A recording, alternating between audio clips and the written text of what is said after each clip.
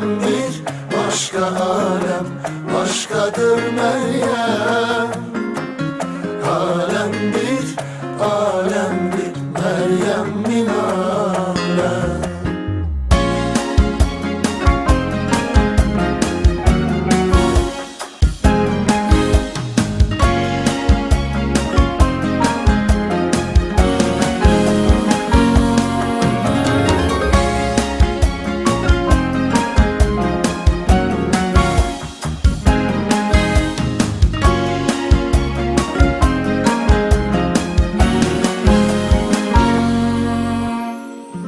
O alemde yoktu boran kış, orada vardır hoş bahar.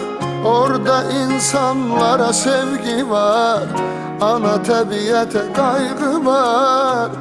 O gülerse yüzümüz gülecek, o ağlarsa gönül ağlar. Dünyadan habersiz insan, özünde bir dünya var.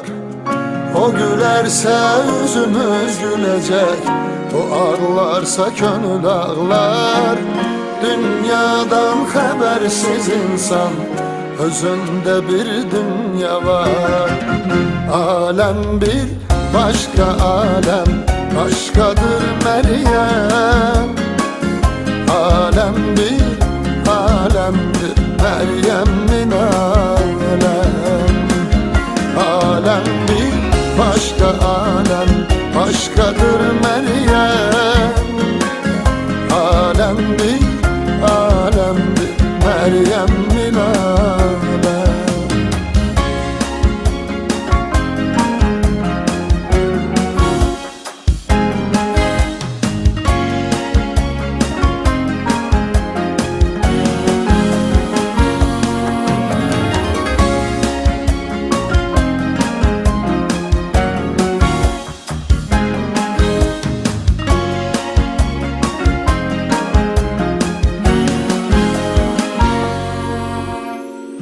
Zamansız yarpaklar töküler, gözlerinden yaş gelir.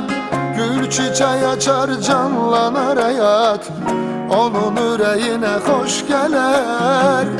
O gülerse yüzümüz gülecek, o ağlarsa gönül ağlar. Dünyadan habersiz insan, özünde bir dünya var. O gülerse yüzümüz gülecek, o ağlarsa gönül ağlar. Dünyadan habersiz insan, özünde bir dünya var. Alem bir başka alem, başkadır Meryem. Alem bir, alemdir Meryem min alem. Alem bir başka alem, başkadır Meryem. Alem bir, alemdir Meryem min alem. Alem bir başka alem, başkadır Meryem. Alem bir, alemdir Meryem min alem. Alem bir başka alem, başkadır Meryem. Alem bir, alemdir Meryem min alem.